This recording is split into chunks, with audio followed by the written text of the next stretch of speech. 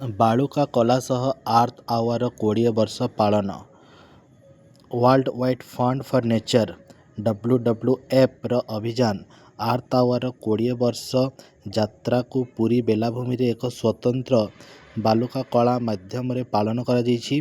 WWF ଇଣ୍ଡିଆର earth hour legacy ambassador ତଥା ପଦ୍ମଶ୍ରୀ ସୁଦର୍ଶନ ପଟ୍ଟନାୟକ ଏହି ବାଲୁକା କଳା ପ୍ରସ୍ତୁତ କରିଛନ୍ତି। 2007ରେ ଅଷ୍ଟ୍ରେଲିଆର ସିଡନୀରୁ ଆର୍ଥ ଆୱାରର ଯାତ୍ରା ଆରମ୍ଭ ହୋଇଥିଲା।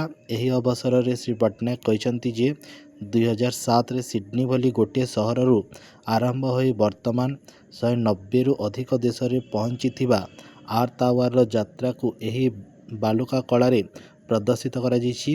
ଗୋଟିଏ ଘଣ୍ଟା ପାଇଁ ବିଦ୍ୟୁତ୍ ସୁଇଚ୍ ଅଫ୍ କରିବା ଭଳି ଛୋଟ ପଦକ୍ଷେପ କିଭଳି ଆମ ଗ୍ରହ ପାଇଁ ଏକ ଶକ୍ତିଶାଳୀ ପ୍ରଭାବ ସୃଷ୍ଟି ଓ ଏକ ସ୍ଥାୟୀ ଭବିଷ୍ୟତକୁ ଅନୁପ୍ରାଣିତ କରିପାରେ ତାହାକୁ ଏହା ପ୍ରତିଫଳିତ କରୁଛି ବୋଲି ସେ କହିଛନ୍ତି। ମାର୍ଚ୍ଚ 28ରେ ଆର୍ଥ ଆୱାର ପାଳନ କରାଯାଉଥିବା ବେଳେ ରାତି 8:30ରୁ 9:30 ପର୍ଯ୍ୟନ୍ତ ଅଣଆବଶ୍ୟକ ଆଲୋକଗୁଡ଼ିକୁ ସୁଇଚ୍ ଅଫ୍ ରଖିବା ପାଇଁ ଦେଶର ନାଗରିକମାନଙ୍କୁ ଉତ୍ସାହିତ କରାଯାଉଛି। ଲୋକମାନେ ସଫେଇ ଅଭିଯାନ, ଶକ୍ତି ବ୍ୟବହାର କମ୍ କରିବା, ବୃକ୍ଷରୋପଣ, ସାଇକେଲ ଚଲାଇବା ଏବଂ ପ୍ରକୃତି ସହ ସମୟ ବିତାଇବା ଭଳି ପଦକ୍ଷେପ ମଧ୍ୟ ଗ୍ରହଣ କରିପାରିବେ।